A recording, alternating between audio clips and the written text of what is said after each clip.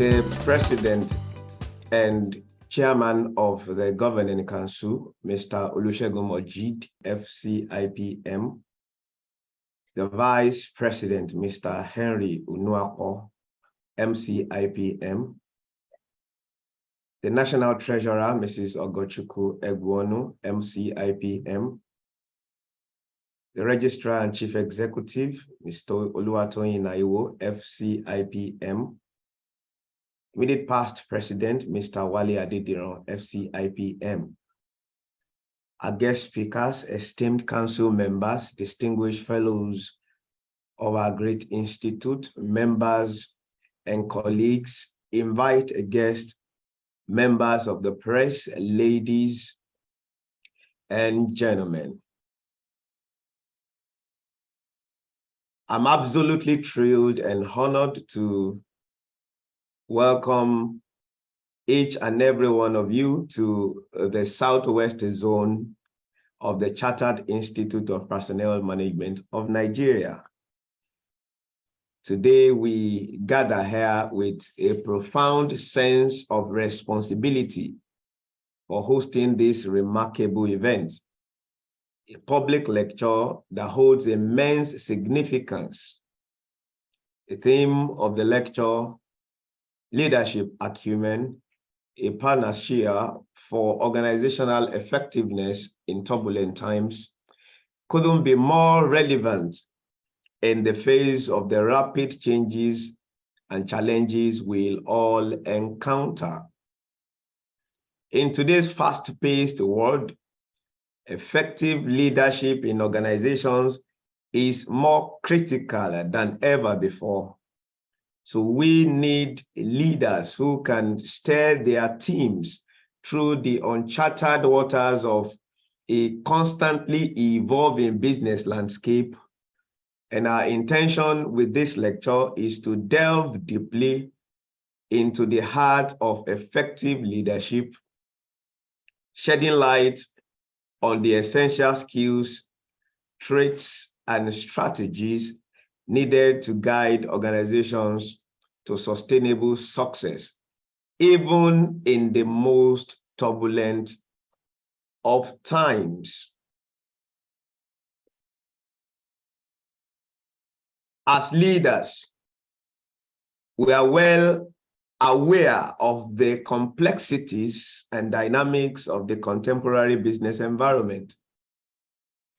Disruptive technologies, geopolitical shifts, and societal changes continually shape the way we do business. Therefore, it is vital that we equip ourselves with the necessary tools and insights to stay at the forefront of organizational effectiveness. During this public lecture, we distinguished panel of industry leaders, renowned scholars, and accomplished professionals, including our esteemed president of this institute, who will generously share their invaluable insights, experiences, and best practices. Through thought-provoking discussions and meaningful dialogue, our aim is to inspire and equip all of you with the leadership acumen required to excel in these challenging times. I want to express my heartfelt gratitude to our esteemed speakers and panelists for their dedication to contributing to this event. Your expertise and commitment to advancing effective leadership are truly commendable. I also want to extend my appreciation to our indefatigable planning committee members, including, we call her the zonal director, even though she has warned us severally that she's just a zonal officer, Mrs. Oluwaseyi Musa Semugana. She has been on top of the game following up with us, ensuring that we cross the T's and dot the I's, and this is the reason we are here today. Thank you very much, everyone, that has contributed to the reality we are witnessing today. Your efforts in promoting excellence in leadership are invaluable. To all the participants here today, I urge you to seize this extraordinary opportunity to gain knowledge, engage in fruitful discussions, and build meaningful connections with fellow professionals. I mean, we can chat with ourselves even on this Zoom platform. The insights gained from this event will undoubtedly enhance your leadership acumen and enable you to drive organizational effectiveness even in the face of turbulence. In conclusion, I extend my warmest welcome once again to everyone. Let's embrace this occasion with enthusiasm, open minds, and a shared commitment to advancing the art and science of leadership. Together, let's chart a course towards a future marked by resilience, adaptability, and lasting organizational success. Thank you all, and I wish you a fruitful and enlightening experience. Engineer Sean Olabode Badiru. Thank you once again. God bless you. As a matter of information, we will drop the attendance sheet of this event in the chat room. Please make sure you watch out for that. Click and ensure you fill in your name to record that you actually attended this event. The program of events in PDF form has also been shared there. The link to the Google file of this event or program has been shared. The PDF file itself has also been shared. So once again, you are welcome, and let's get digging. Let's start learning. God bless you. We move. Good morning, everyone. Good morning, sir. I like to stand on the established protocols. I welcome all professional colleagues, delegates, and audience. The title of this lecture is Leadership Acumen as a Panacea to Organizational Effectiveness in Turbulent Times. I believe that everyone can hear me very well. Yes, sir. Well, I will try to project my slide so as to be able to discuss the topic. But I've actually written the paper, a 23-page paper, which I will send to the organizers. Leadership Acumen as a Panacea to Organizational Effectiveness in Turbulent Times. As a way of introduction, I like to say that in recent times, in the global space, organizations are facing dynamic challenges, and this is occasioned by turbulent times, which is characterized by fluctuations in economic conditions, political instability, transformative technology, change in weather, and so on and so forth. When we are talking about turbulent times, because of the change that so many organizations are witnessing, they are agitated and they are going through violent times. Turbulent times bring instability, uncertainty, and rapid change affecting organization and society. Permit me to also mention that when we are talking about turbulence, it can arise due to a combination of external and internal factors. Some factors within the organization can actually lead to turbulent period, a time of crisis, while some factors, external factors outside the organization, like government policies, increase in tariffs, and so on and so forth, change in business weather can also lead to turbulent times. What we are trying to say is that in turbulent times, organization we experience a lot of crises and need to undertake several changes in order to be able to adapt to the current situation. Our argument is that if we are to confront the challenges of turbulent times, there is need for an effective leadership. Otherwise, organization will not be effective during turbulent times. So as a result of turbulent times, we discovered that where some organizations are experiencing low productivity, high employee turnover, customers' behavior are also changing.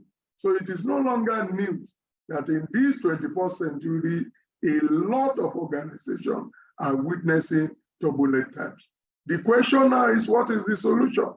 As the topic depicts, we are putting leadership acumen as a panacea, as a solution to organizational effectiveness in turbulent times. I want to move to who is a leader.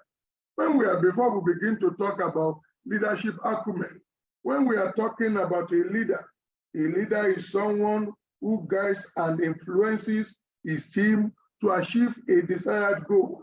A leader is someone who is skilled in motivating individuals to lead them in achieving the desired goal of the organization.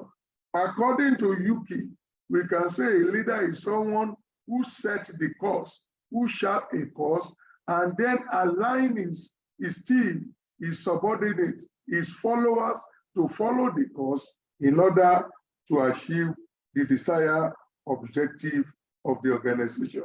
A leader is someone who enhances performance, someone who creates positive impact.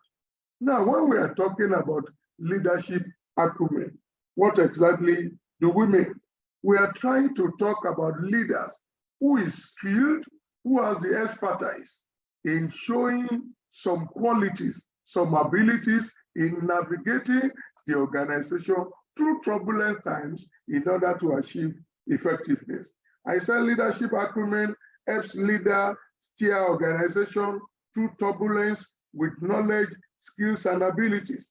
Even in uncertain and fast-changing situations, strong leaders provide stability, direction, and guidance, even when organizations are passing through turbulent period.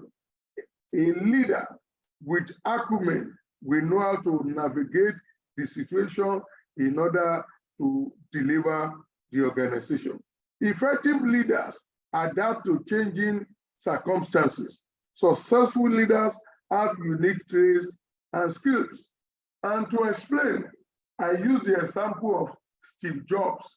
Steve Jobs was a leader of the Apple. There was a time when the Apple experienced financial challenges and intense competition within the industry. But through the leadership acumen of Steve Jobs, he was able to navigate the organization. They changed their product and design to ensure that it meets or it met the taste of the customer.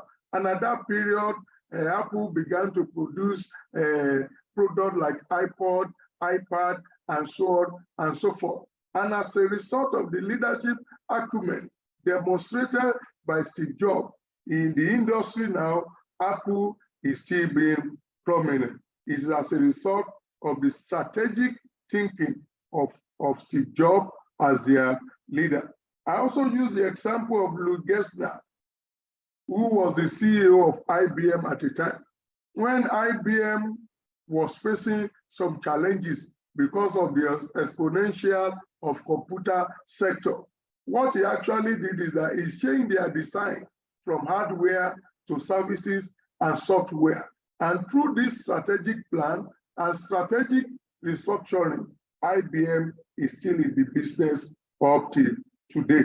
What we are trying to say is that in order to deliver organization from turbulent period, there is need to have strategic leaders who have the abilities to display skills, especially during the turbulent times. We also say, I also argue that successful leaders have unique traits and skills.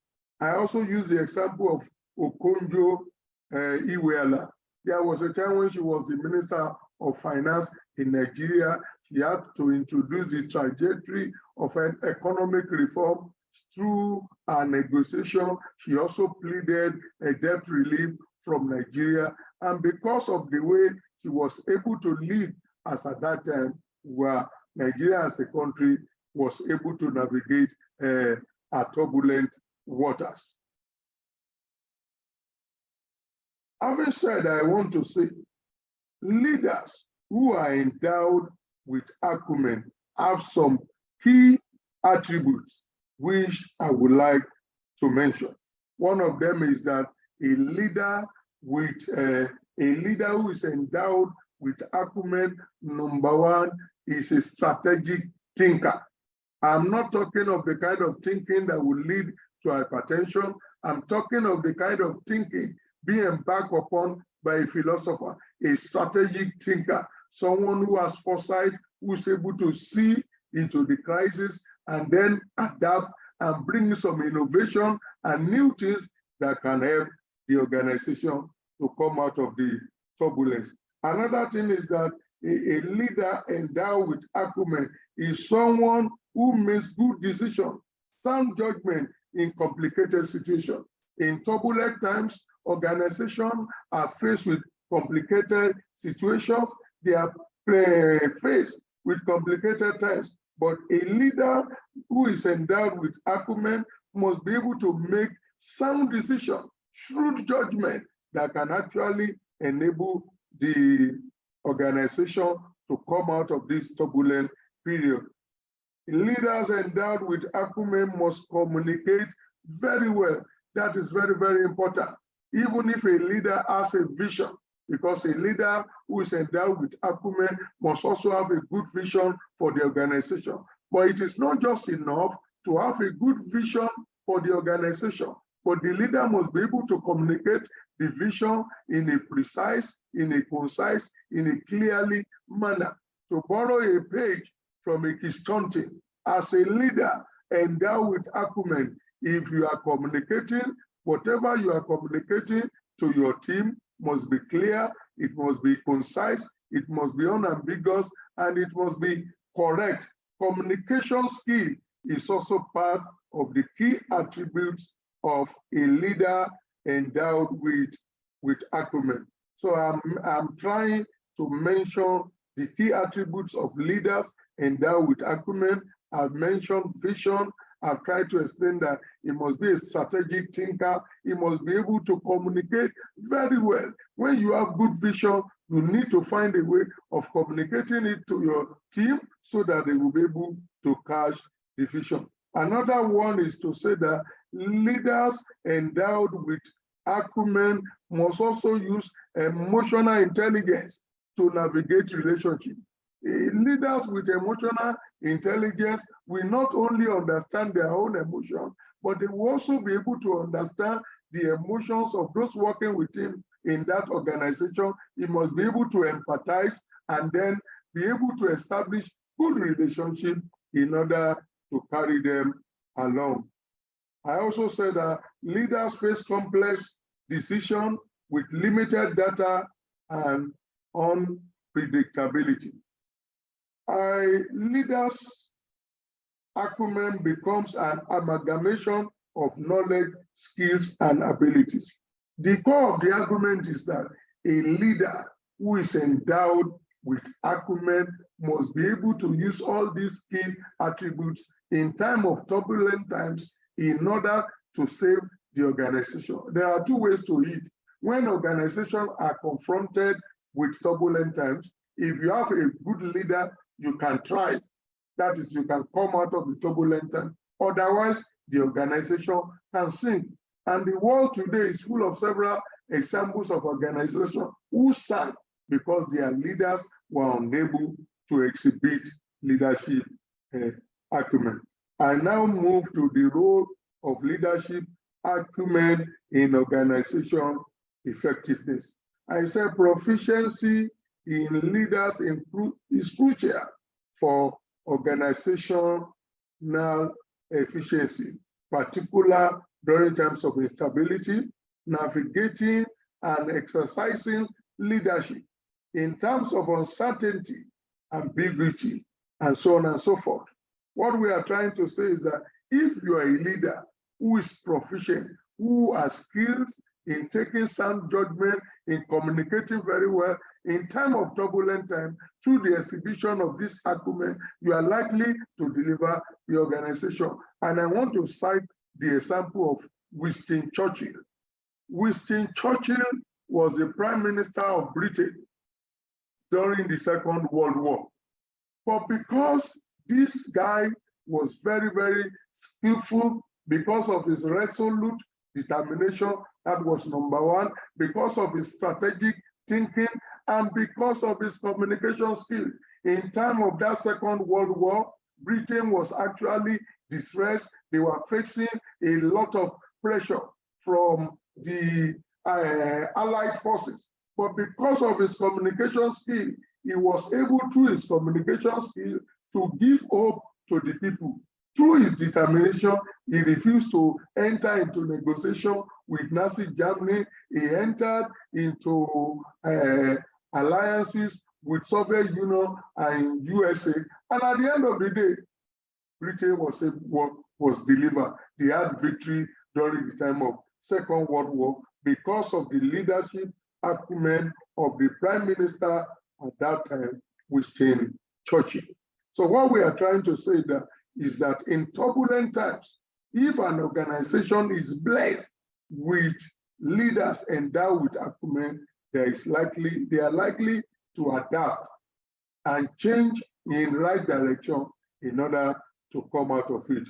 We also said that leaders endowed with acumen will also develop and guide resilient teams. When organizations are in turbulent times, if care is not taken, some members of the team may be discouraged. They may not want to forge ahead.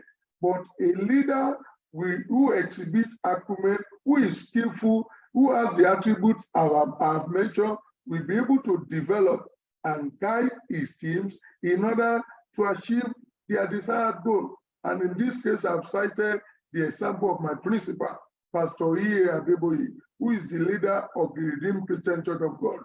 In 1981, when he took over the mantle of leadership of RCCG, RCCG was only known in some towns and cities of southwestern Nigeria. He took over 39 parishes. And by last year, when RCCG celebrated 78 years of existence, from 39 parishes, RCCG has grown to 44,000 parishes, and it has been established in more than 198 nations of the world. Why? Because of the acumen leadership of Pastor Adeboye, his strategic thinking, his ability to communicate his vision to his followers and to carry them along. And today, the church is one of the prominent Pentecostal churches all over the world. The organization, of course, was confronted with a lot of challenges, but through its leadership acumen, leadership skill, the organization is still working stronger and stronger. And yet there are some religious organizations that were established as at the same time RCCG was established, and today they are no more because of the leadership deficiency such organizations had. I also mentioned that effective management of change during time of crisis can also assist organization in coming out of turbulent period. And I cited the example of the former Chancellor of Germany, Angela Merkel. When Angela Merkel, when Angela Merkel was the Chancellor of Germany, Germany was confronted with a lot of challenges, Eurozone financial challenges, Greek debt crisis, and so on and so forth. But this woman was able to navigate a lot of changes, succeeded in putting Germany together to overcome this turbulent period. Why? Because of her leadership, acumen. Permit me to also say, a leader endowed with acumen must also be ready to conform to the ethical standard. Thank God that when this conference started, we started with the code of conduct. And one of the things being emphasized in the code of conduct is the ability to conform to the norms, to the rules and regulations of this institute. A leader must be able to conform to ethical standard. He must ensure that he's a man or woman of integrity. And I also want to add, a leader endowed with acumen must also pay attention to his health, because it is when you are alive that you will have time to develop, to guide, and to lead your organization in turbulent times. So I want to recommend that leaders too should take their own health very, very serious. Because if you keep fit and you have good health, you'll be able to pursue or to be able to reason strategically and pursue desired vision. Before I draw the curtain, I want to say that since we are proposing leadership acumen as a panacea to organizational effectiveness during the turbulent times, I think every organization must pay attention to the area of deficiency, identifying deficiencies in leadership acumen. Every organization who wants the leaders to be effective must be able to pay attention on performance enhancement, must organize programs to develop the skill of their leader so that during turbulent times, such leader can be effective. And in that area, I want to recommend the kind of training recommended by that great Greek philosopher, Plato, when he argued that until philosophers are made kings and rulers become serious students of philosophy, there can be no solution to the problem of mankind. So in his own analysis, Plato recommended rigorous training for leaders, the guardians, those who are to rule the organization, those who are to rule the society must be subjected to rigorous training. We must train them so that at the end of the day, when the organization is in need of their leadership skills, they will be able to perform to expectation. It is my conclusion that in these turbulent times, as so many organizations are going through turbulent times, why some are folding up, but some are using the opportunity to embark on merging, to even expand their frontiers, because they are gifted with leaders endowed with acumen. Therefore, every organization must ensure and endeavor to have leaders who has the ability, who has the skill, who has the expertise to lead them in time of turbulent times. Thank you. Thank you. What I have not said can be written, can be read in the full paper, and I can attend to it in the area of question. I want to thank everyone for listening to me. Thank you. But the question, one of our people asked, good to communicate to your followers, as the guest lecturer said.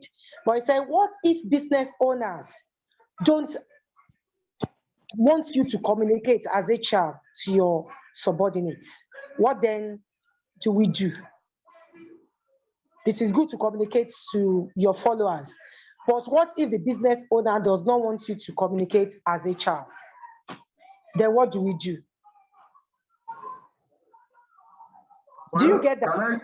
Can I go ahead and answer the question? Please do, sir. That's about the question I can see.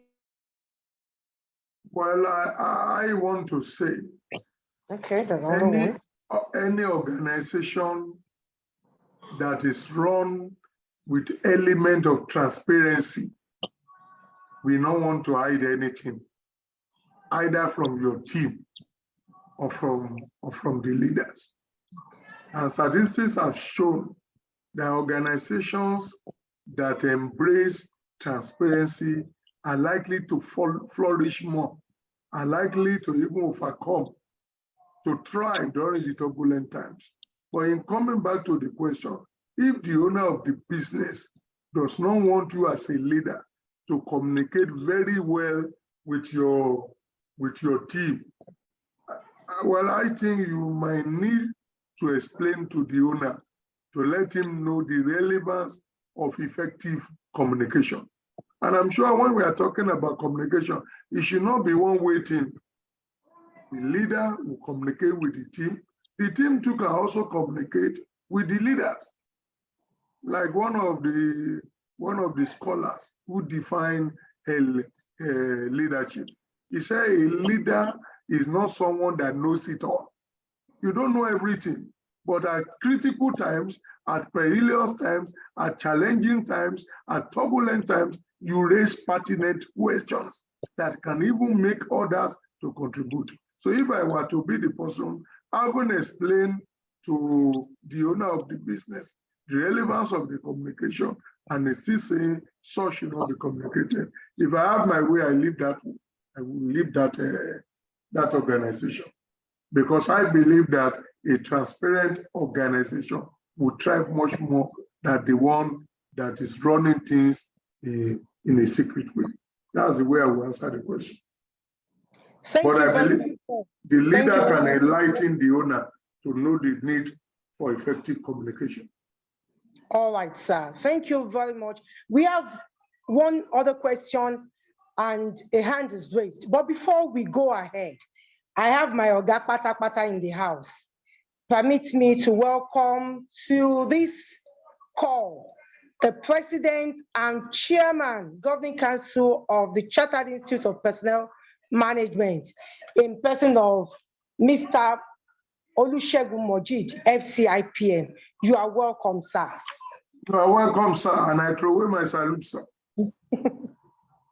You're very welcome, my president. You're the headmaster of the house, sir.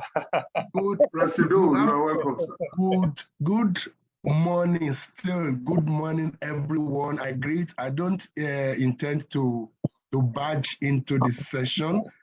I want to say thank you, Madam Coordinator, for recognizing me. You're welcome, so I would suggest let us go back to the questions and waste my time. I will. Professor Balogun, I especially recognize you, sir. Thank you, sir. You're most welcome, sir. Thank you, sir. Thank you, sir. So we'll come back to the protocols later. Thank you, everyone. I am enjoying myself. Thank you for answering that last question. It's like you have looked into my slides, sir. But then we'll get back to that. Thank you, all right, sir. Thank you very much, Mr. President. Well, Professor Balogun, the other question we have here is, what will you do if your budget proposal is rejected by the upper management? What will you do if your budget proposal, your budget estimate is rejected by upper management? That is asked by Ngozi Konye Bagu. I hope I can pronounce that well. Did you get the question, sir? I got the questions, ma'am. All right, sir. Well, if you present your budget proposal to the upper management, who has the power to either approve or disapprove. But I think before such budget proposal or proposal, as one of my teachers will call it, before that budget proposal can be rejected, there must be reasons. I think the upper management must be able to give rational reason why such budget must be rejected. If you look at some of the reasons given and you discover that you can still make some modification, because when we are talking about budget, it all centers on the money. But if you know very well that the organization has the money and what you are trying to present will also help the organization in future, well, if I were the one, I would still try to enlighten. Of course, the upper management, they have authority over you, but you can still enlighten them to let them see reason. That it's not as if you want to spend extravagantly, but you need to do this so as to make the organization compete favorably with other organizations, because you are not the only one in the market. So you have to look at the reasons they are giving for either rejection or for approval. That is what I would do. If after you have then convinced them they don't want to reason with you, fine. If the budget is rejected, you can go with what they approve. And I'm sure that the result will show who is right, whether you are the one that is right or the upper management. Thank you, sir, for that deep and concise lecture. How can one contribute one's quota effectively in this environment where corruption is an official language of many organizations, especially within the public sector or the public service? I hope you got the question, sir. I got it. All right, the floor is yours, sir. Well, it is rather unfortunate that corruption has eaten deep into the fabrics of every organization. But like I said, when I was talking about the key attributes of leaders who are endowed with Acumen, is this issue of conformity to ethical standard and be a man or woman of integrity. Of course, you may not be popular in your organization, but my own answer is that stick to what you believe in. Do not follow the multitude to do evil. I know what people do nowadays is what we call Machiavellian philosophy. Machiavelli will tell you that if you leave what is done for what ought to be done, you will end up in ruining yourself. If you can't beat them, you join them. But I say no. If you know that corruption is bad, we also know that we are suffering in Nigeria today. A lot of organizations are already wrecked because of corruption. Stand on the truth. Don't be corrupt. Even at the beginning, you may not be popular, but I can tell you that you may be persecuted for standing on the truth, for not being corrupt.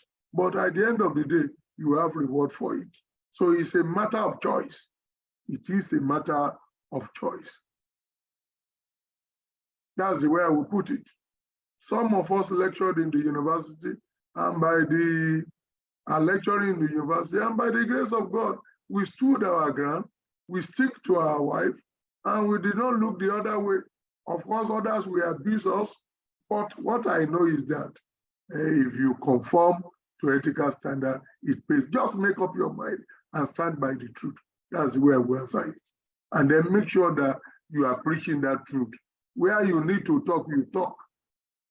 Like Wale Soyinka said, that the man died in the face of those who keep silent. If those who are around you are corrupt and they are executing corruption and you keep silent, like one of the Yoruba proverbs, you are also supporting evil. So where you need to talk, you talk, but stand on what you believe. That is the way I would put it. It will start one day. Okay, we will unmute Pamela Elekwachi now. Please, Pamela, you can go ahead, unmute and ask your question. Thank you very much. All right, thank you very much to the host, and thank you very much to the presenter and everyone on this call. My name is Pamela Elekwachi, the Vice Chairman for Ondo State Branch CIPM. My question goes thus. When you were speaking, sir, you gave a list, an exhaustive list of attributes of a good leader and leaders that aspire for excellence. My question is that it goes around the concept of the fact that HR professionals, we prioritize trainings across the organizations, trainings for each department in the organization. But we as HR people, the question is, how do we trainings for ourselves to align with the things that you have elucidated, such as communication skills, emotional intelligence, ethical behavior? How do we prioritize trainings as HR professionals for HR professionals? Because it looks as if we spend so much energy taking care of the entire organization that we do not invest in ourselves, in building our communication skills, in building our leadership skills, and in aspiring for the excellence that is required of our role. Thank you. Thank you. I wouldn't know whether you had the lecture towards the end. I created a section to say, if you want your leader to exhibit this key attribute, you have to identify deficiencies in leadership and then see how you can take care of those deficiencies. I talk about skill development, that so many leaders are there today.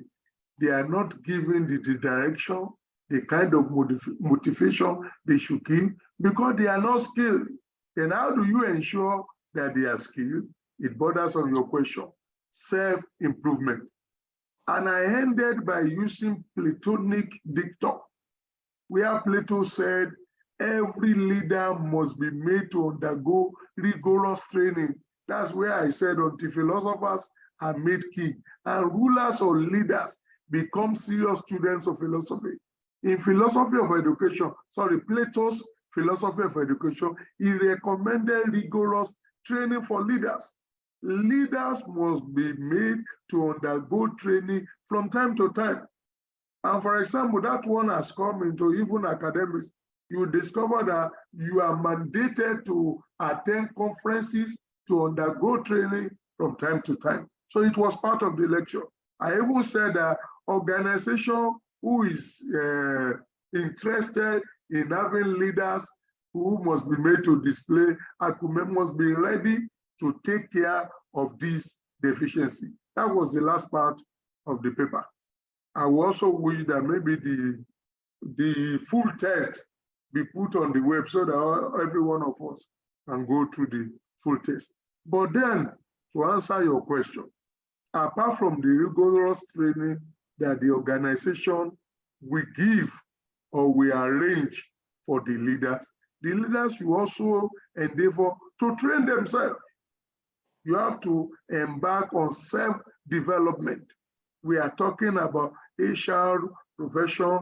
We are talking about, there are some areas, and even where your company or your organization is not making arrangement for training. There are some short courses on the internet, short training you can go for that can put you ahead of your colleagues in your organization. So while you take the advantage or the advantages of the one being organized by your organization, also make up your mind that you want to improve yourself. Otherwise, such HR professional will be out of relevance. Thank you very much, sir, for that wonderful response to our questions. Aside ensuring that training is consistent and continuous for leaders, leaders must also ensure that they train themselves in situations where the organizations, even where the organizations carry out, ensures that they go for such development programs, as it were. It's important that they continue also to personally also train themselves, more like have a personal development plan, as it were, in helping themselves navigate through the ever-changing world of knowledge and learning, as it were. Thank you very much, sir, for this very wonderful presentation. Please, participants in the house, I would appreciate if you can say a word of gratitude to our key professor today for the presentation he has made. And please, if we can also unmute ourselves and say thank you to Professor for this very wonderful presentation. While that is ongoing, please, Sean, Can we have the certificate on the screen while I call on the registrar CE to make presentation of certificate to him on behalf of the planning committee of this year's public lecture of the Southwest Zone CIPM. We would also be sending your plaque to you in the course of this week or next. But for now, we'll make a presentation of the certificate. Please, let's have it on screen. See, do us the honor of making this presentation. Thank you, sir. John, please.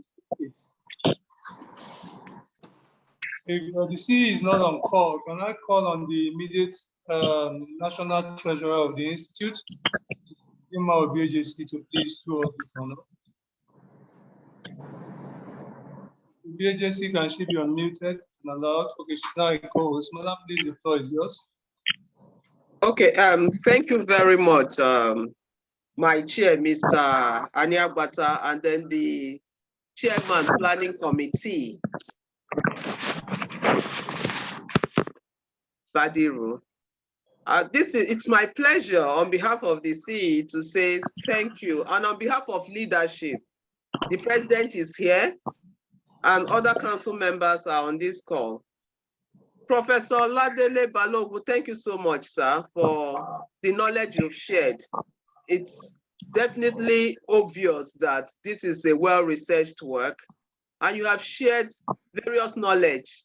I've listened all through, and I guess that others did as well. We took copious notes, and we would implement this. Thank you so much, sir. We are not surprised, though, if a prof is presenting to us. We can't expect anything less. So we appreciate you, sir. And then on behalf of the president and chairman of our governing council, and entire leadership of our great institute, the organizing committee of this program, I wish to present you a certificate of appreciation, because we know that if we are to pay for the knowledge you've shared and for your experience, we can't even afford it. So we appreciate you, sir, for joining us today and for giving this keynote address. We also do wish you well, and pray that you would always avail us of your knowledge and experience whenever we come knocking. Thank you so much, sir, and God bless you. Thank you, sir. Thank you so much. Gladly and joyfully received.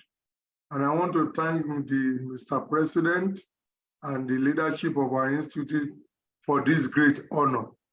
I so much appreciate the institute for the honor, for the opportunity to present the keynote lecture.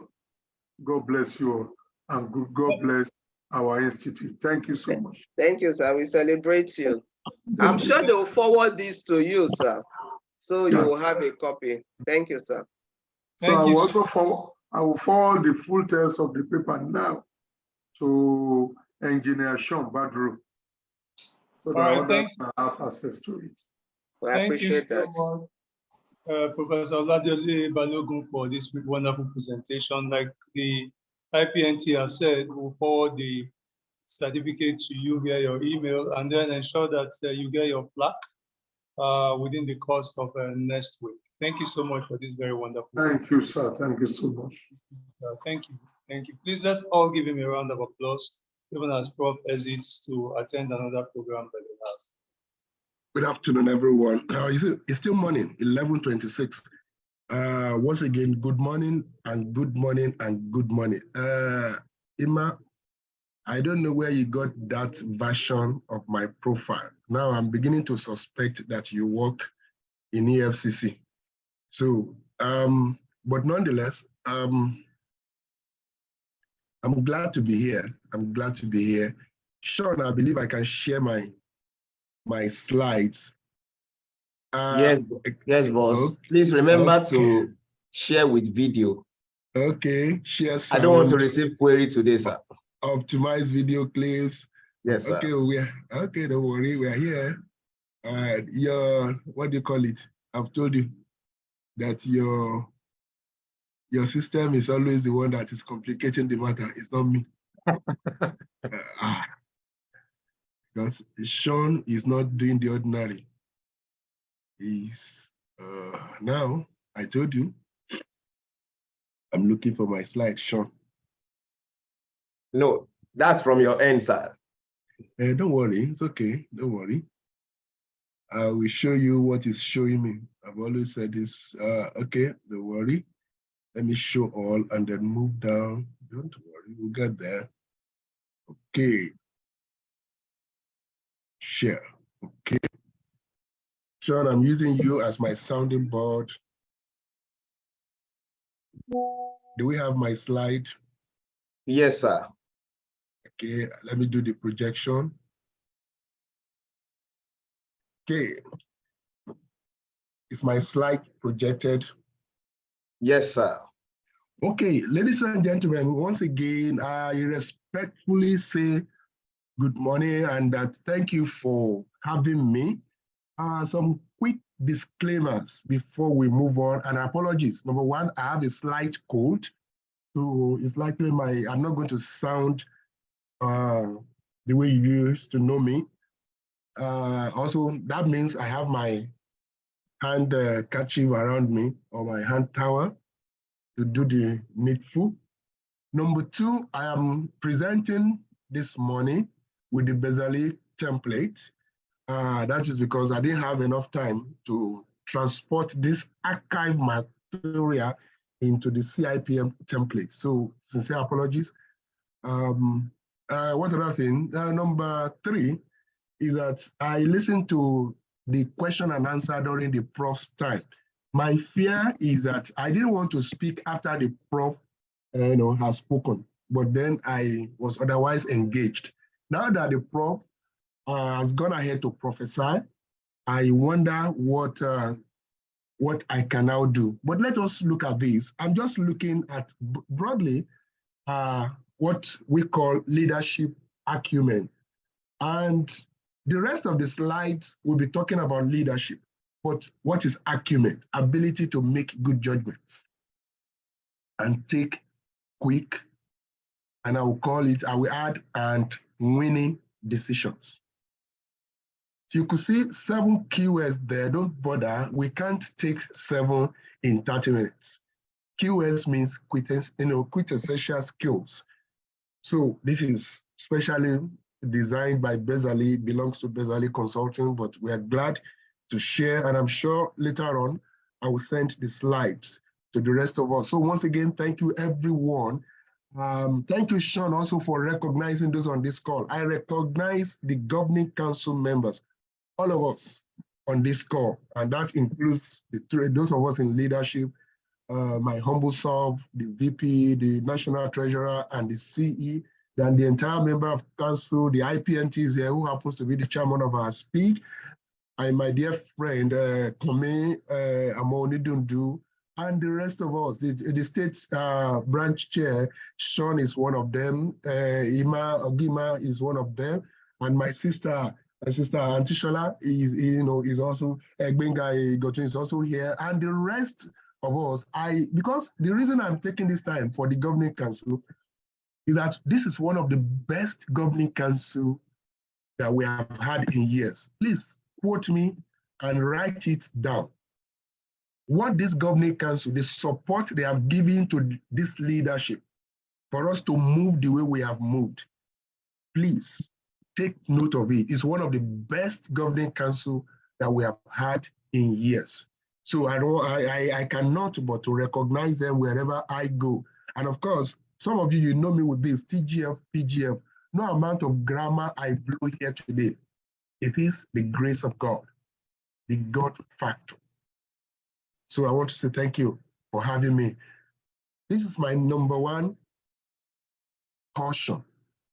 Well, wherever I go, wherever I do leadership, what I mean is not just to lecture it, wherever I lead. This is my motivation. And sorry if you heard me recently talking about this, especially at the inauguration of the committees of council.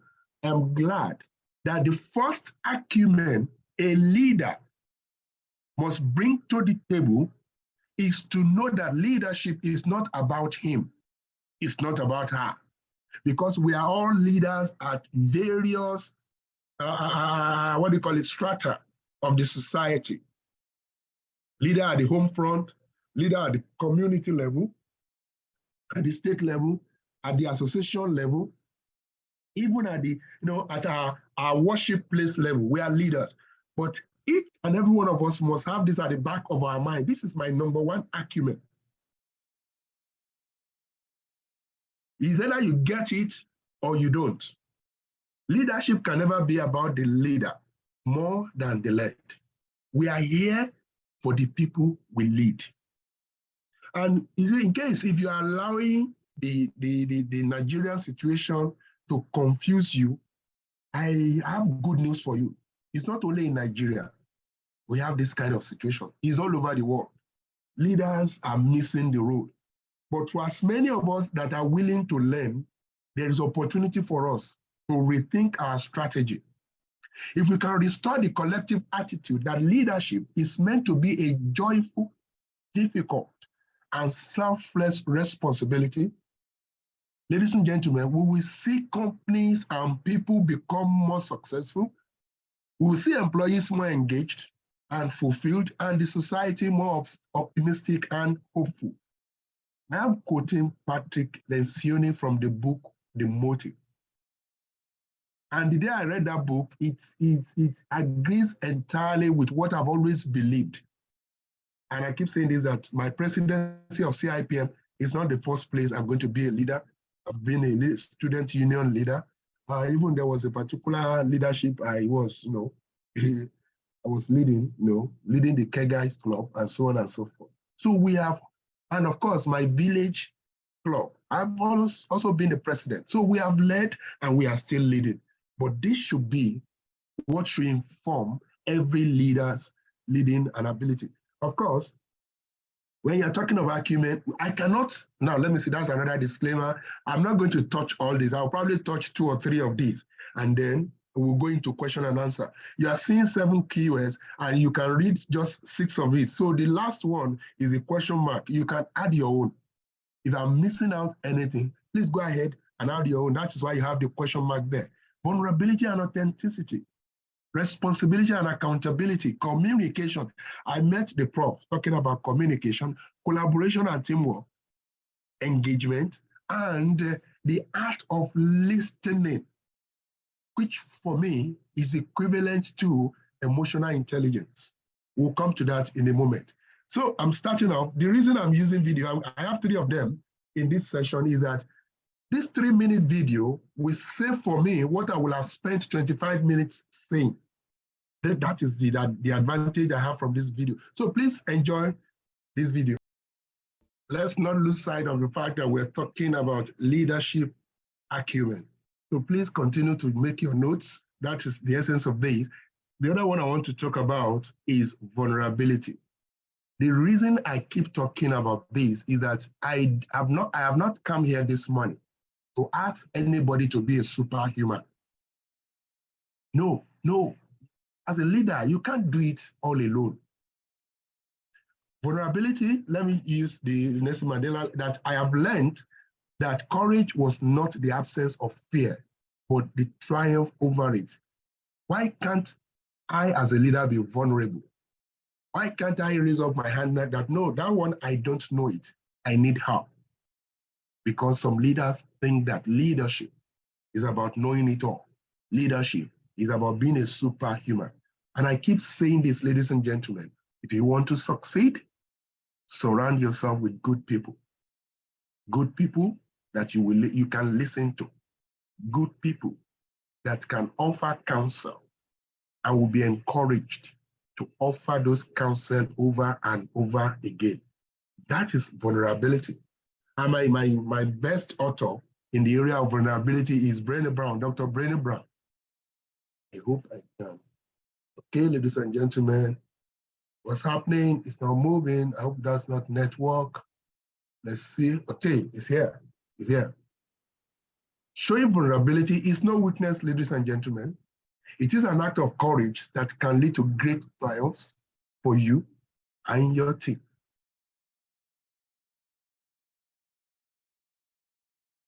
It is all about standing up and being counted. That's what vulnerability is all about. That's what courage helps you to do. It is self-awareness. Do I know myself? Do you know yourself? It is first leading myself before I attempt to lead others. It's about, I'm not afraid to open myself up, to ask for help when I need to. We're talking about leadership acumen. It is admitting you don't have all the solutions, ladies and gentlemen. And I think I heard Prof saying something along that line. The next one I want to talk about is called responsibility and accountability. What is responsibility? The state of having duty to do whatever it takes to get your result. I mean ethical result. And accountability is a condition wherein a person is expected to take ownership of one's actions or decisions. I mean, I was reading something in the chat room where somebody did something, the increment has been paid for a few months. Suddenly, the managing director, when the GMD raises an objection, the managing director is now blaming the HR. That shouldn't discourage you. Time will not permit me to share my personal experience in that area. You've got to stand for what you believe. Ladies and gentlemen, on accountability and responsibility, or responsibility and accountability, there is nothing called joint accountability. I've said this before for those of us who have been listening to me. Believe me, if you're looking for who is responsible, you've got to hold yourself responsible. If you could kick the person in the pants, responsible for most of your trouble, you wouldn't sit for a month. You've got to stand before the mirror, ladies and gentlemen, and know who is actually responsible. Permit me to say, even the holy books said something, especially the Bible says that, look, we will all appear and be held accountable for what we did or what we did not do. So please, don't forget, we are talking about leadership acumen. And as I'm saying this, I don't know why this came to my mind just now, that somebody is busy pointing to his or her boss. I want you to stand in front of the mirror. Look at yourself first before you begin to point fingers. Why is accountability important? Let me just do this second video and we'll move on. When you are accountable, you stay above the line always. And because I'm going to recommend that, because a lot of us we want the office, but we want to dodge the responsibility. And one of that is to be accountable. What does that to you is that you grew up. Okay, that's what I'm going to use. No more excuses. You are constantly desiring improvement. On the other hand, those who lack accountability, those who are afraid of being accountable, they go about with victim mentality. They have excuses for anything under the sun. And at the end of the day, they stifle their own progress. It's just a diagrammatic expression of being accountable and being a victim. You can get this in your slide later on. Ladies and gentlemen, leadership is responsibility. It's not a position. Leaders they must serve others. Yes, there will be sacrifice, there will be suffering. Those are the inevitable part of it. But a leader should aim at leaving a legacy. Unfortunately, the one we know is the all too common one. I call it the invalid one. Wanting to be rewarded, thinking that I've been here like forever. And I should be considered. Leadership acumen, one of them is to develop others. The leader cannot delegate that function to develop his team. That's why you see me there. Delegatus non potens delegare. You cannot delegate the delegation. A leader manages his associates. Oh, yes. I know meeting can be boring, yes, but a leader needs to supervise those meetings and make those meetings productive. A meeting is not productive by the length of it. It doesn't have to be Monday morning because your clients are likely going to be calling in around that time. Find a fine time to do your meeting that will not disturb your clients. That is showing that you are responsible as a leader. And of course, you can see the characteristics of a good meeting there. The clear agenda, your timers in your meeting. Don't begin to elongate your meeting. And ladies and gentlemen, communication is very important. Do not assume that you have communicated. You know what I normally say is that if the hearer has not heard, the speaker has not spoken. It's as simple as that. That's why, the communication has to do with the receiver getting the message clearly. And of course, when you are communicating, Ralph Emerson says, what you are, shout so loudly in my ears, I cannot even hear what you say. Your character. That's why I opened this class with that ethical leadership video clip. Your character goes a long way when you are communicating. It's very important. Ladies and gentlemen, of course, make it as simple as possible. Keep it simple. I don't know about the last S, but mine is just keep it simple. If you can't explain it simply, it means you don't even understand it. And lastly, I cannot go without mentioning this, but I'm not going to go through all this 1, 2, 3, 4, 5. In fact, in my own teachings, I've added vulnerability to these 5, making them 6. But we all know about it. I'm just going to pick up only one, the ability to listen to others. For me, listening is the best form of communication. Trust me. And that's why I'm going to share this video with you, and that will be the end of my session. So ladies and gentlemen, thank you for having me. Share your light bulb with in the chat room, with your friends, with your colleagues at work. Thank you very much. Thank you very much, our President and Chairman of Governing Council of our great institute. Please, a round of applause for our President. Goodwill messages on the chat room, please. Let's just appreciate the President for this very wonderful presentation.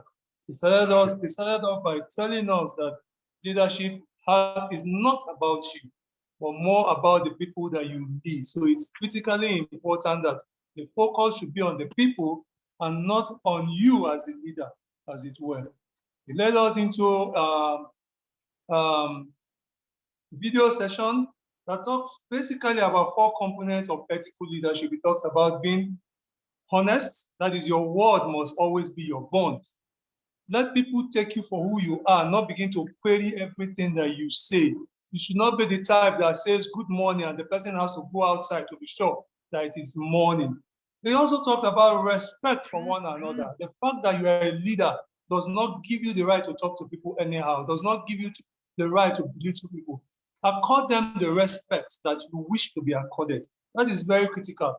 Fairness in the way you treat your employees, people who report to you, is also a very, very important aspect of ethical leadership, and commitment to the community that you serve. Be there for them. Be there to work with them. Be there to encourage them. Be there to help them achieve their personal goals, as it were. And it's critically important for us to also understand that as a leader, you're also very vulnerable. And that is why you must surround yourself with people who will help you to achieve your goals, people who will help you to create value, because ultimately, what the organization wants is success. And if you want to get that success, you must learn to work in synergy with those that report to you for you to be able to achieve. On the strength of this, I want to say thank you very much, my President. It's been a good learning opportunity for us, and I want to appreciate you for this very wonderful presentation once more. If you permit, sir, we would want to take the panelists' panel discussion. after which we will now take questions collectively from all that are concerned. Thank you very much, my president. I can already see that your acceptance from your gesture. Appreciate that. So at this point, ladies and gentlemen, I want to ask that you keep your questions. You can also put them in the chat room, but if you want to speak, and when the time comes, we'll call upon you to unmute yourself to be able to speak. At this point, I want to call my co-anchor for today's program, Shola Benga Igotun Mrs. to please come lead us through the panel discussion. Madam, the floor is yours. Thank you, Mr. Sorry, before Mrs. Igotun takes the steering wheel, as I was scrolling through our participants today, I also saw some esteemed individuals that must be recognized before we proceed. We have an elected council member in the House today also. This meeting is a high-powered meeting attended by the creme de la creme, the chief servants across boards. We have Mrs. Adeola Adepegba, CIPM, all the way from Kano. Thank you very much. Thank you for gracing this occasion. Also in this meeting, we have the Director of Membership and Market Development of our esteemed institute, Mr. Olutayo Olawale, CIPM. We also have the team lead for the zone here. We call Sheyi the zonal director. Even though that's unofficial and that's on a light note, but Sheyi has an organ. Please pay her the salary. Okay, we have Mr. Adeshola Ajibola, CIPM, the team lead for branch development and zonal affairs. Sir, Sheyi is doing fabulously well.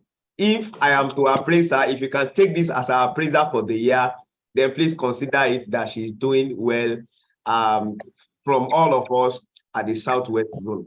Thank you very much. We can continue the meeting. God bless you.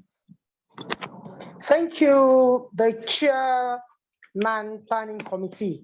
Well, you missed out on somebody so precious to us. I want to welcome the Vice President of our great institute, Mr. Henry Umwako. CIPM is on the call. I just saw his hand in the chat box. Am I correct? Yes, I did. You are welcome, sir.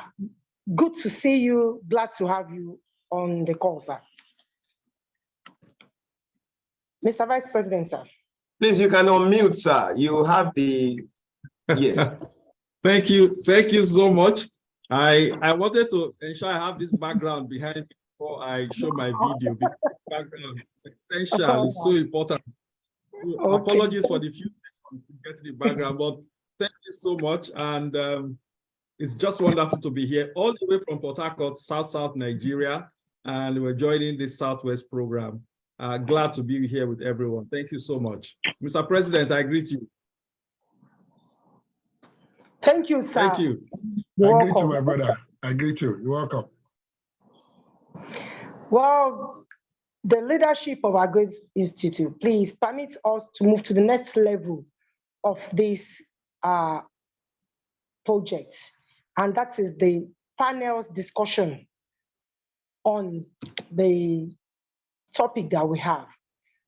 On today's panel, we will be having two of our esteemed members. We have Dr. Morakinyo K. Oloyede, CIPM, and Madam Edith Nwako, CIPM, to discuss the topic further and to actually go ahead and ask and answer some of our questions. All right, thank you very much. I would like to recognize the President and Chairman of the Governing Council, our dear Mr. Majid, Olusegun Majid, our VP, Mr. Henry Nwako. I hope you are hearing me. Our National Treasurer, Mr. Gonu, and all the elected council members and fellows, let me continue standing on the existing protocol. Thank you for this opportunity. My time is very short, and exactly when we have a professor as professed, and the president and the chairman of the governing council have also dwelled into the topic. What else do we have to say other than just say one or two things, then we'll be out of here. When we are talking about leadership acumen, I'm looking at it from the business angle. We are talking about roles that leaders need to do to take their organizations out of challenging times. Albert Einstein once said that no problem can be solved by the same level of thinking that created it.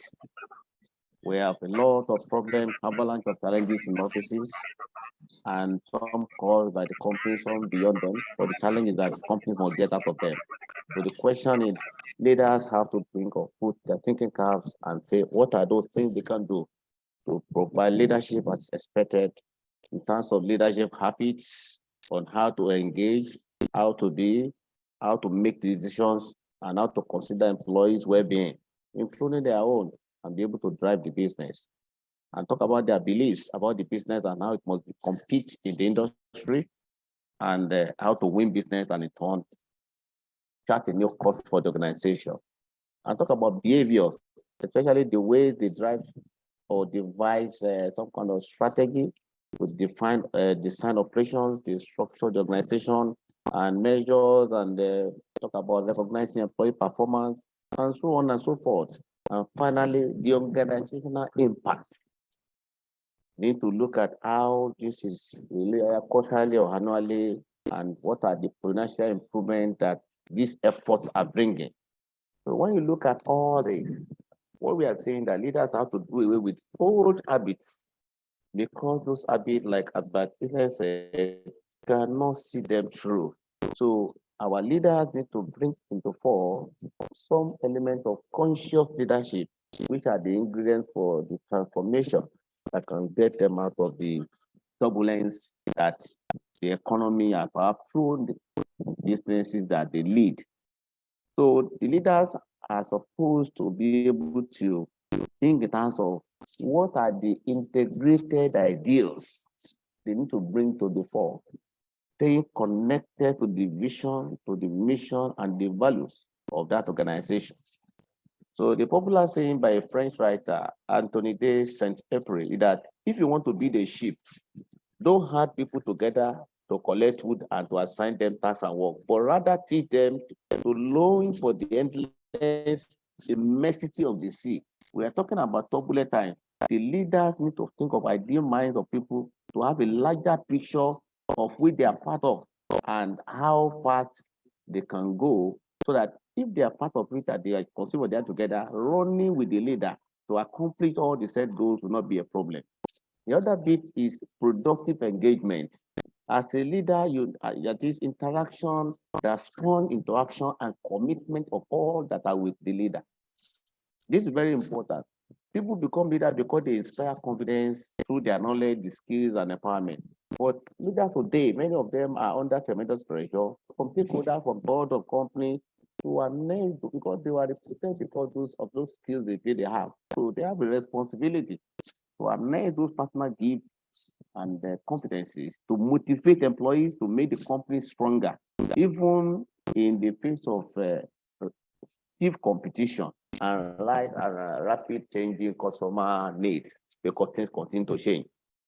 So the leadership are all there. Everything, the impact only exists because there's a leadership to everything else. Nothing exists in isolation. So as a leader, we have to stop pretending that individuals can go alone. And that's exactly what the president said. You aren't able to go alone. You need people to be able to do that.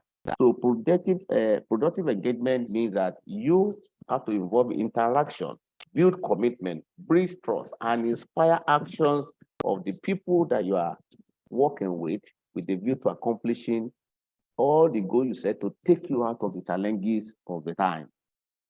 The next point, which is the third point, is the intellectual agility. Leaders must have open mind and seeking people who can help him to run. Of course, again, President also mentioned that people, good people, who can help to actualize your vision. Peter Seng, a lecturer in leadership and Milan School of Management, said, organizations that will truly excel in future will be the organization that discover how to tap people's commitment and capacity to learn at all levels in organization. That's also dovetail of talk about what Esther says, that you cannot use the same thinking to accomplish a new thing. It doesn't work. They are not contemporary. So you must have people who are also thinking, bringing new ideas and generating innovation, so that at the end of the day, the company is better for us. So leaders must be open to perspectives and emerging possibilities from the team for many levels. Let them bring their ideas, let's show them together, and they're able to come out with something that will help the organization. Number 4 thing that the leader would do, because I want to wrap up number 5, is that innovative action, that is deciding and acting from emerging and new information. The faster the make the business tangible, the sooner we'll be able to evaluate them. You would want to take innovative actions so that you are able to decide and act through new and emerging information. Don't you forget, we are talking about leadership acumen and trying to get to say, what does the leader do to be able to midwife and navigate turbulent times? We are saying a leader must embrace innovation and to ensure employees bring their best thinking cap forward and encourage the culture of experimentation, iteration, and learning, continuous learning for that matter, so that people are able, you are not going to go borrow anybody from anywhere. You are going to use your people. And if you don't get to initiate, encourage, and motivate them towards that, then the organization will not be able to get. And many times, such organizations can even go into extinction. And finally, before I wait for question or the comment, there's a vital fulfillment, that is creating workplace as a source of energy for life. I say that again, vital fulfillment, that is creating workplaces as a source of energy for life. Leaders who have full life outside of work and who subjugate personal life for the corporate good, only during critical period will be much more productive. There's a difference between you as a leader, well used, or instead of being used up. They must understood that executive operating workplaces, there are issues of maybe stress, maybe long hours, maybe acute fears of career and survival. And companies that we want to be able to withstand turbulent times and come out unscattered, you have to ensure that as a leader, you gain respect of their own fulfillment as well as fulfillment of those below them. Everybody knows there's a problem, but you gain your own fulfillment, the confidence of your own fulfillment, so that it is what you have that you can give. When that is a certain concerning you, it's not difficult for you to sell same thing for other people. So leaders must demonstrate commitment of quality of life inside and outside the organization, and ensure that good people, they will stay. And when they stay, they will support the business. So a leader who is not able to lead himself cannot lead others and cannot lead the future. So it's important for us as leaders, for leaders to build strength in each area, master the capabilities necessary to navigate the turbulent times and guide transformational corporate change, so that we'll be able to ensure to say that you have provided the required leadership to keep the company afloat. So I would like to conclude by saying that all these things I've said, especially the 5 points I said, the 5 points I made actually, are able to help the organization to develop the new habit at the very top of the organization. And when that is done, it means that the understanding of all assumptions, all manner of issues that we feel can be able to get the organization to remain in business, to be able to sustain the business, to be able to achieve the stated goals, are easily achieved because of the fact that leaders have set the tone right from the top. I would like to stop here while I will wait for the next opportunity to answer the question. Thank you very much. Thank you for the opportunity to be among the panelists. I want to take this opportunity to appreciate the organizers of the 2023 public lecture, Southwest public lecture. I want to recognize the presence of the President and Chairman of the Governing Council, Mr. Olusegun Mojid, the Vice President, Mr. Henry, the National Treasurer, other members of Council, and the Speaker, the keynote presenter, Professor Oladele Balogun, and lastly, but not the least, Dr. Morakinyo Oloyede. Thank you very much for the presentation. A lot have been said. I can only add to what have been said. Today, we're talking about leadership acumen, a panacea for organizational effectiveness in turbulent times. It's a very timely topic considering what is going on around us. Apart from the COVID time, I don't think we've experienced any time as difficult or complex as we are experiencing right now in our nation. And so this topic becomes timely and very important because we want to see how we can use our leadership skills and acumen to navigate this turbulent time so that our organizations can still remain what the accountants will call going concern. You know, going concern is an accounting term that is saying that the company will remain financially stable enough to meet its obligation and continue its business for the foreseeable future.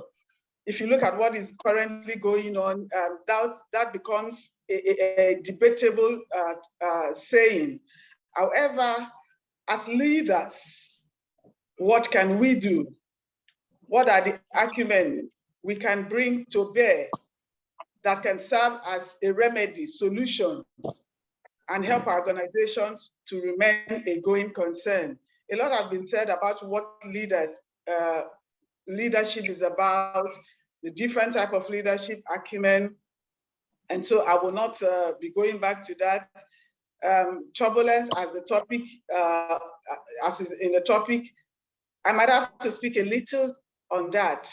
Turbulence is about conflict, disorder, confusion, instability. Those of us in the HRO space are very familiar with what we call the VUCA world, with what is going on around us. I mean, it's so practical. There's so much uncertainty, there's so much volatility, there's so much complexity, there's so much ambiguity in our environment. For example, organizations, most of our businesses are done with foreign exchange. Very few businesses will say all they do, whether it's service or product, you know, is done completely 100% locally. There's some form of foreign exchange going on, you know, and it's difficult. There's scarcity of foreign exchange, there's high fluctuation, there's continuous increase. It's a turbulent, a difficult time for a lot of organizations. What are the other difficulties? People are going through poverty. Over 70% of the Nigerian population lives below $2 daily. This is one of the statistics that was brought out, and I wouldn't be surprised if it has gone beyond this. Organizations are suffering from the jackpot syndrome, high rates of relocation of experts and professionals moving out of the system, so much confusion. And so when you have 3 people doing a job and one day one of them comes and say, I am relocating, it means that you have 2 people to do the job until you get another person. Getting that person in a market that is already, you know, where you have few people becomes difficult. And so the pressure on the remaining people becomes high. We also have the issue of terrorism. It's part of the turbulent times we're going through. Banditry, kidnapping. For a lot of people who are in Lagos might not understand this, but our colleagues in the north, our colleagues in the south, even around us here in the southwest, you know, we're beginning to experience this. Let's talk about the removal of the fuel subsidy, how it has affected people. The cost of transportation is so high. Today I drove from the mainland to the island, and I mean, in about 15 minutes, I was already on the island. I was asking myself, because I was saying, I hope I'm not taking the wrong route, because there were very few cars on the road. This is a function of inability to purchase fuel. And we're talking about our employees having to pay high cost of transportation to get to their destination or to come to work. Should we add that of tribalism, different ethnic groups, as we have seen even during the last election, where tribalism played a major role. And for very few people who actually understand that it's not about tribe, we were actually divided along tribal lines. And these are all part of what is affecting our people. These are all part of the turbulent times organizations have to deal with, because regardless of the machines, regardless of the resources, other resources, finance, machines, tools that you have, we have people who have to make sure that these things are used to make the organization productive. And these people are experiencing the things that I've listed below. So how does leadership come in?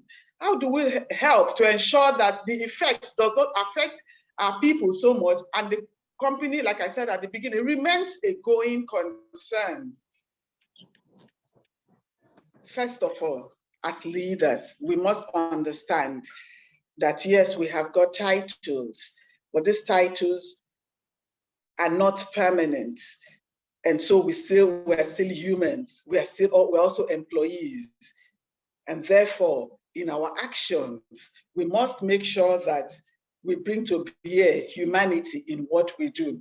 Yes, we must understand the business, understand the direction the business is going, guide and align activities to ensure that the business does not fail, because without the business, there will be no employees. However, in doing this, we must ensure that our humanity is brought to bear. We must ensure that our people are going through things.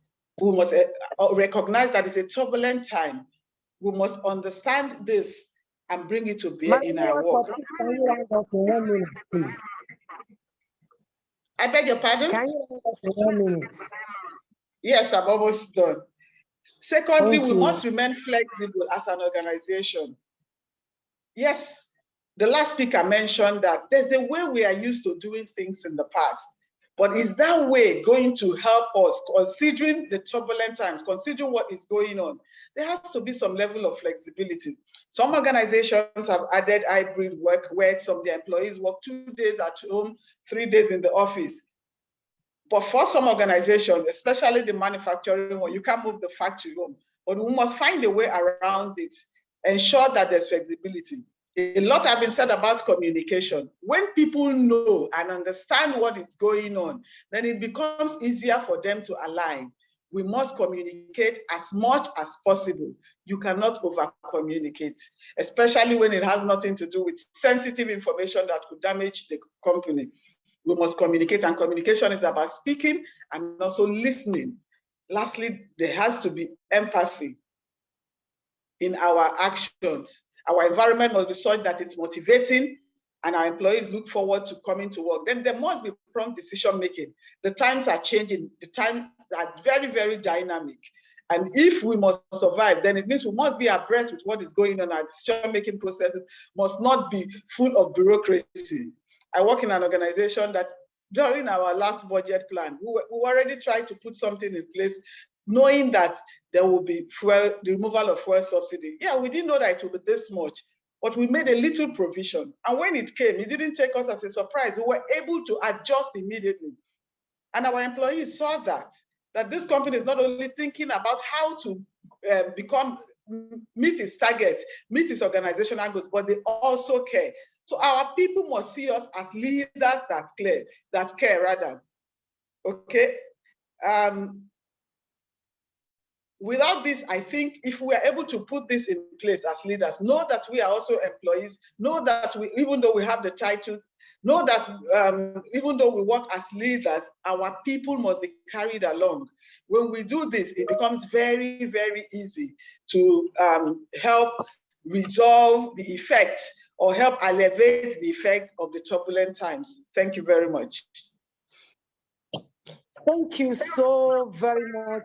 May I invite all of us to put our hands together, either virtually or physically, for Madam Walker. You have actually looked at an angle where we were always shying away from turbulence itself. What does it portend for us as people and as individuals? You said turbulent time will look at conflict, look at confusion, instability, uncertainty, ambiguity, scarcity, poverty, and evil terrorism. Thank you for taking us through this and for telling us that there's a need for us to action our humanity, to be able to understand what is actually going on for others, to be able to carry others along as we go ahead. And there's a need for us to be empathetic in our dealings. We should put ourselves in the way to know how others are feeling and be able to adjust in helping them get better. That was a very good one, Mrs. Nwako. Thank you very much. And now let me invite Mr. Anigbata to help in coordinating the question and answer section. Mr. Anigbata, are you there? There are some of the questions that are already online, but I want us to be able to look at it so that we'll know how to assign the questions. Mr. Anigbata.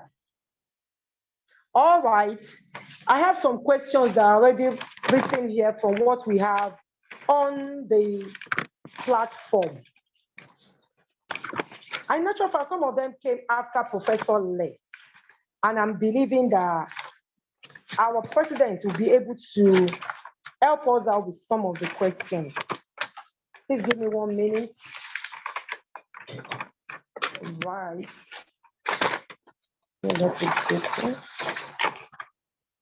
Somebody said, and I think that is from one of my own elders from Ekiti, and he said, where is the place of boldness in having to deal with turbulent times? Is it enough to be bold, to be able to talk to your leaders and also your subordinates? That's a question from Mr. Adenigba.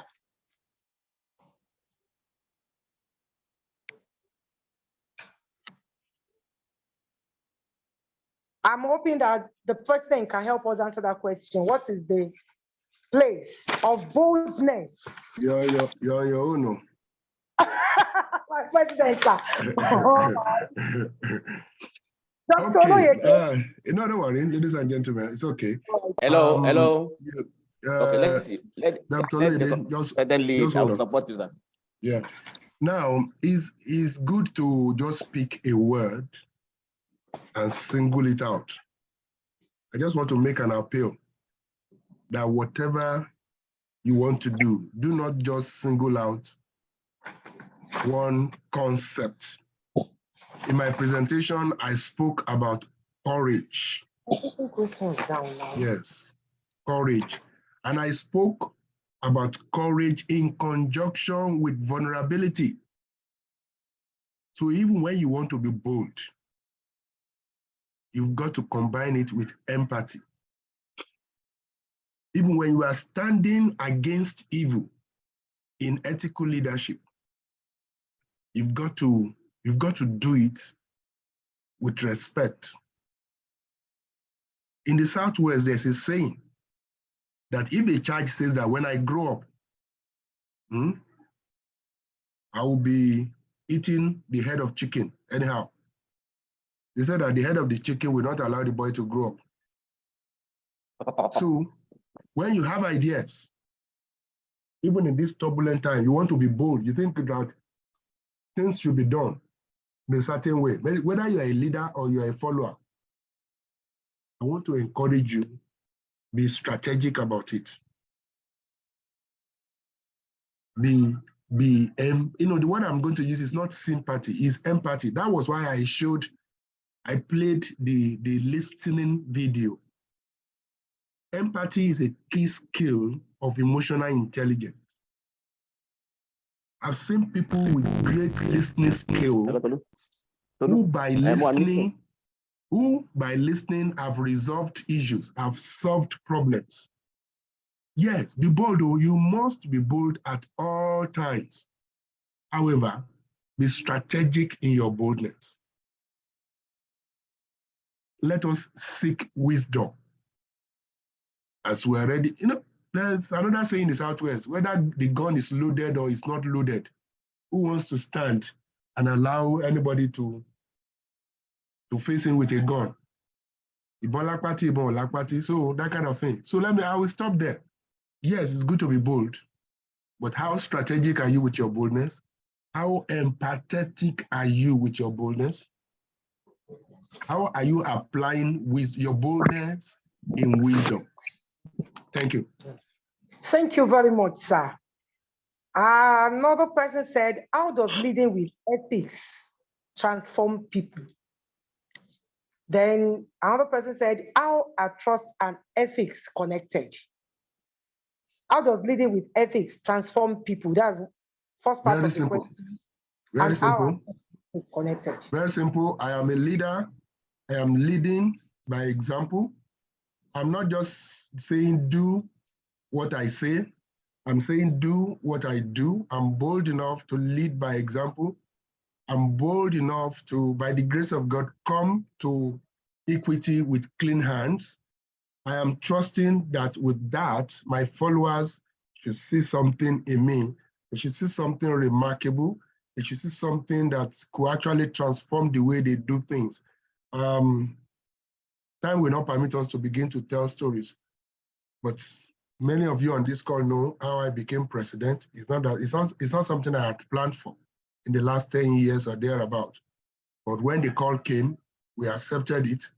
And all of you will bear witness to what has happened in the last 2 years to our great institute. For me, that is how to lead. You lead by example, you lead with clean hands. Don't ever shy away from that. Despite the situation in Nigeria, despite that corruption is everywhere. By the way, corruption is not only in Nigeria. Let us stop this giving a dog a bad name to want to kill it. Yes, I hate corruption from here to there, but I can tell you it's happening in other economies. But I can tell you also, just like God told Elijah, that there are 7,000 prophets in this land who has not bowed to Baal.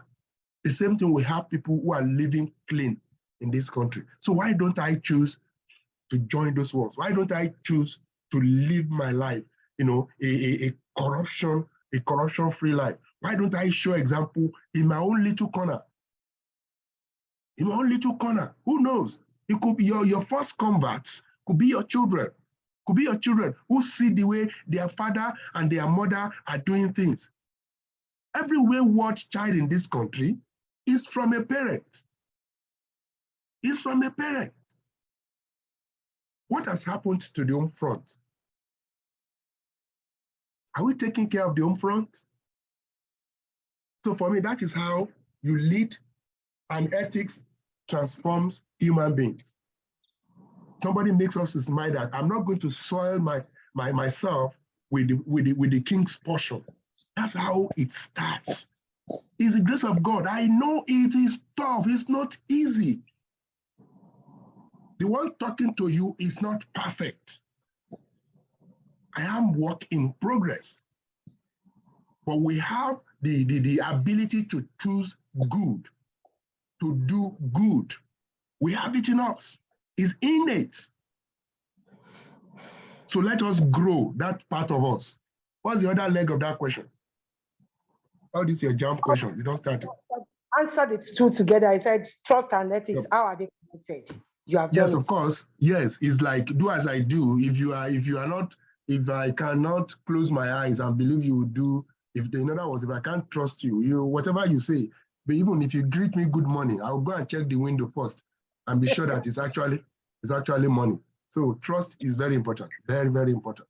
Can your followers, can they trust you? Even some of us, members of our family, can they trust us? It's very important. Trust is is key in the team. If there's no trust, my sister was talking about a going concern. If there's no trust, the organization cannot even continue. Even the family setup can't continue as a going concern. Thank you. Thank you very much, sir. I want to say thank you for that sermon. It was it actually came out as a sermon. God bless you. Mrs. Sholai Goto, we have the chairman of Ondo State raising his hand. Okay. Please, can you talk to us, Mr. Age? Thank you, Mrs. Sholai Goto. Let me take this time to appreciate our speakers. They have been very wonderful from the inception of the program. I've really had a nice time. But I want to ask this question because what has been mentioned by most of the speakers this morning has been the issue of empathy and emotional intelligence as one way you can, display acumen as a leader. Now, I was privileged to be in a board meeting a few days ago, and in the bid to show empathy, we discovered that there was no resources. We had no enough resources, to really show the empathy we wanted to show. So my question is, what can leaders do in a situation where you have, you don't have the wherewithal? The mind to be empathetic is there, but the wherewithal is not there. What I want our speakers to give insight into what such a leader can do to really still, do something that will be favorable to the workers. Thank you very much. Okay, Ayodeji, how for you? You have decided to put money on empathy. Empathy is about the cheapest thing you can lay your hand on quickly. Yes, fuel subsidy has been removed. And you cannot increase salary. What do? How do you communicate it? That's where your empathy comes in. It's not the removal of subsidy. It's not the salary increase that is empathy. That one is not empathy. The empathy now is how do you put, empathy, by the way, means putting yourself in the other person's shoes. So what do I now do? I'm not as Oga as Ayodeji, who can call Uber, who can bring his car, who can go to the dump site and get fuel.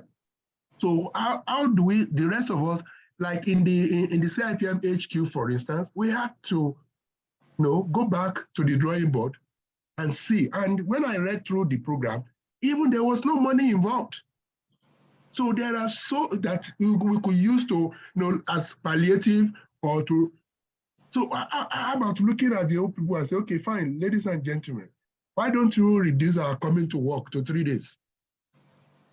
But the way you will pass it, they will also know that you are affected. Because if you are not into it, if you are not in their shoes, they may just say, this guy is just looking for. That's just an instance. So that I just mentioned one, which I have just coming from the top of my mind. How do you relate with them? How do you show empathy? Somebody told you that, yeah, I've been at the bus stop since morning, there are no buses. And the person is coming in by 1 p.m. Yeah, and the first question you're asking him, are you for afternoon shift? That would be disastrous. That would be, except the person knows that you are cracking a joke and you guys have been joking together. If not, the first thing you reach out to is, wow, what has been happening? You genuinely ask, you feel the pain of that person. At the end of the day, empathy, I don't think it's going to cost you money per se.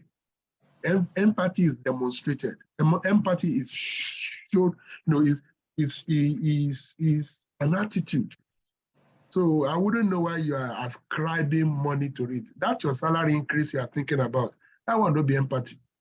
I'm not thinking, I'm not thinking so. Hello, sir. So, yeah, doctor. Let me support you, sir. I think, it's like talking about gift or whatever. I think the idea behind it is also very important. You have recognized as a board that you want to show some empathy. and resources are not available. The people concerned need to be engaged to prove to them that board is concerned about their situation. Okay. That is the first leg.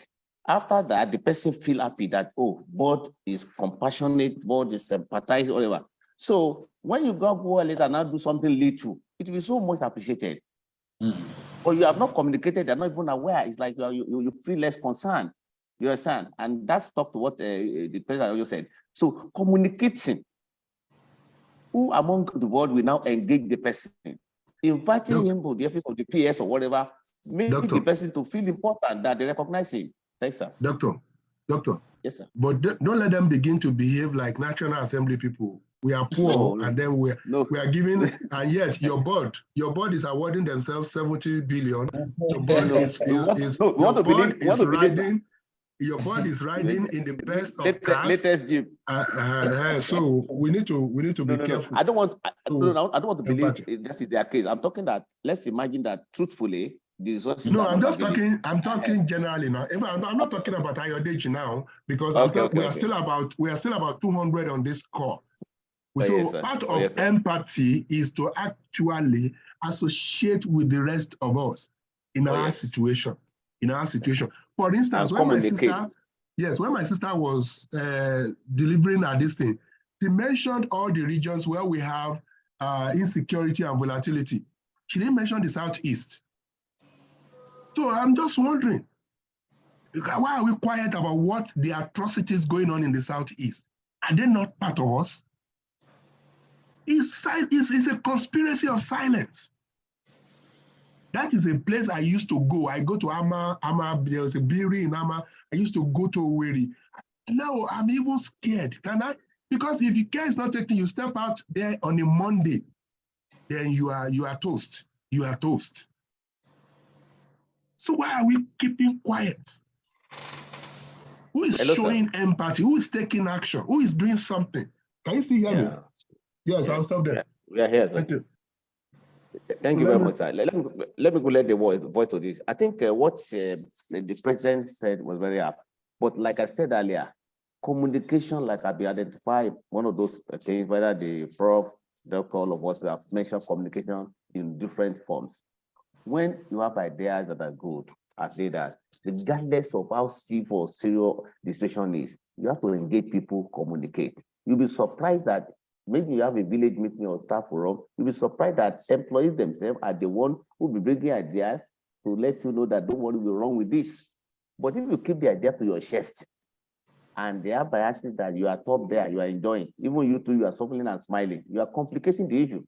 So that's where the courage and the boldness also come. So engage them, even if you have union, you have to engage them, you have to discuss it. Like the people say that no matter how the issue is, you still have to discuss the issue. You have to come.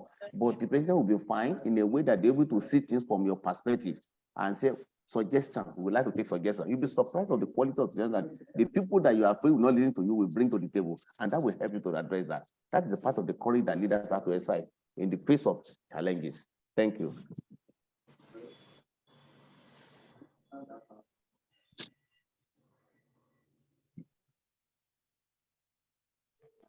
Well,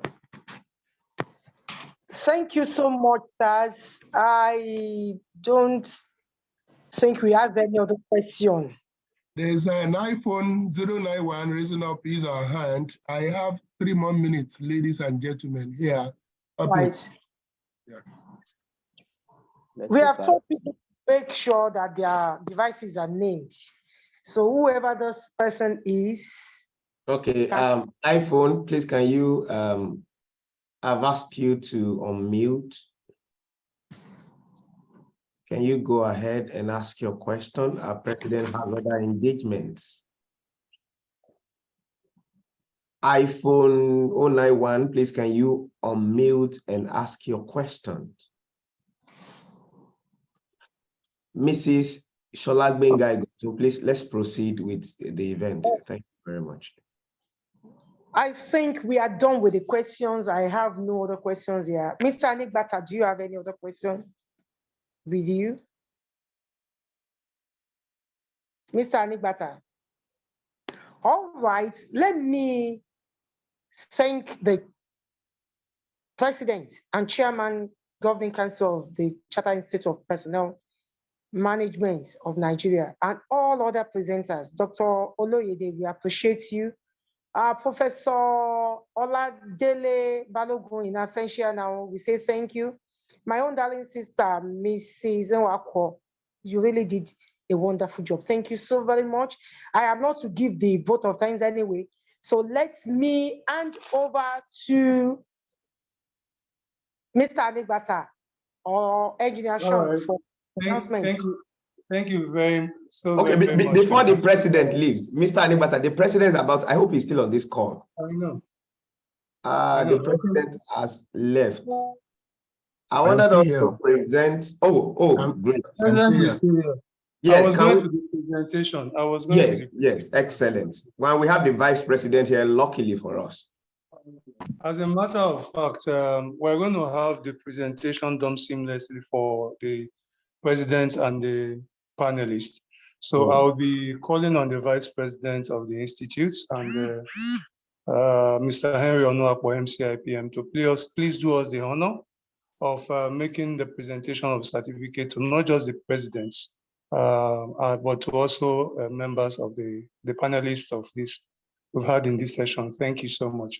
Sean, please, can you share the certificate starting with that of the president so that he can attend to other activities or duties that he has today? Thank you. And then thereafter, we'll go to those of the panelists. Thank you so much.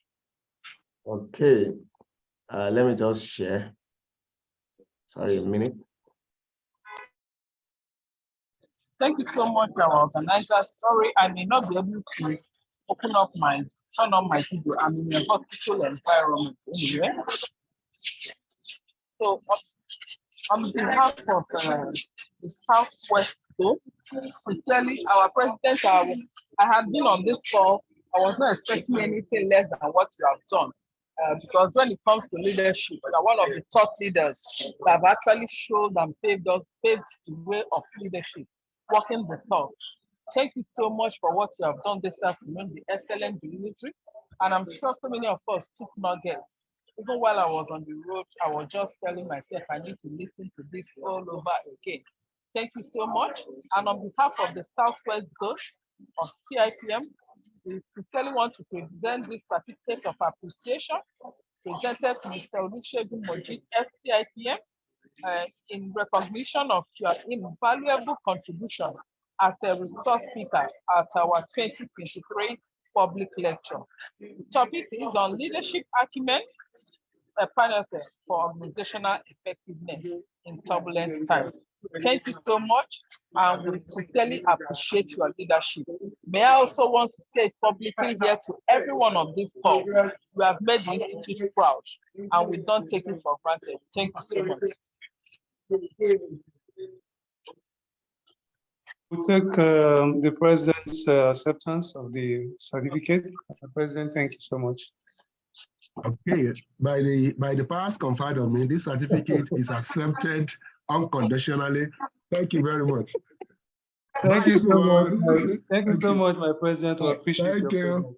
Thank you so much. Thank you so much, sir. Mr. Gochukwe Bono, National Treasurer, please stay for us because we'll be making presentation to the panelists also. Sean, can we have the certificates for the panelists? All right, Mr. Gochukwe, please, the floor is yours.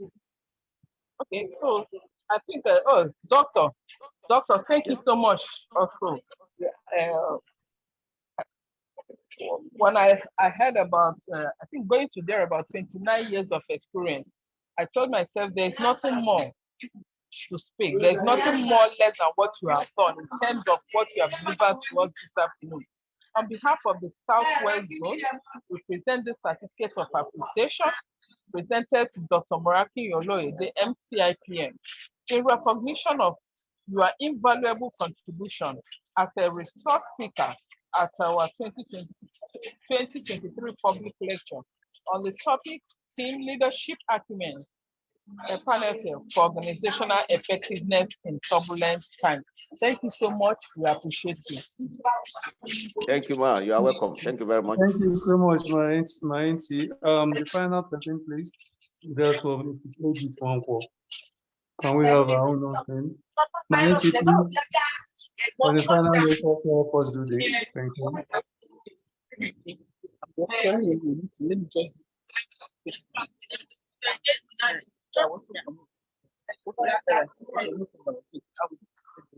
Thank you so much to Mrs. Edith for CIPM. On behalf of the Southwest Zone, I want to appreciate you with this certificate of appreciation presented to Edith for CIPM in recognition of their invaluable contribution as a resource speaker at our 2023 public lecture. Thank you so much, and we appreciate what you have done. We appreciate you. Thank you. Thank you very much, my auntie. I appreciate you for all the services that you render to the institute. Madam Edith, once more, I want to say thank you to you for all you've done for us. We'll move on from there to announcement. Sean, please, can we have the items to be announced on screen? Thank you very much.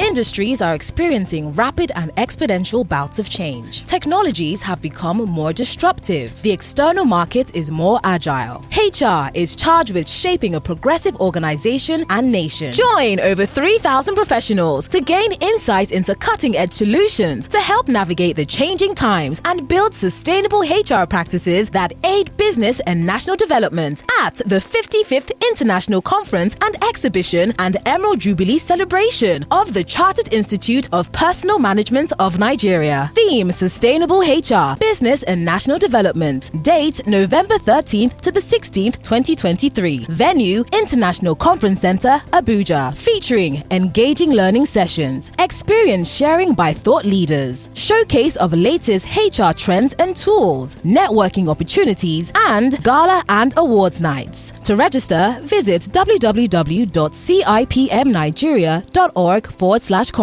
For inquiries, call 0700-123-7555 or email conference@cipmnigeria.org. CIPM, we deliver value through people.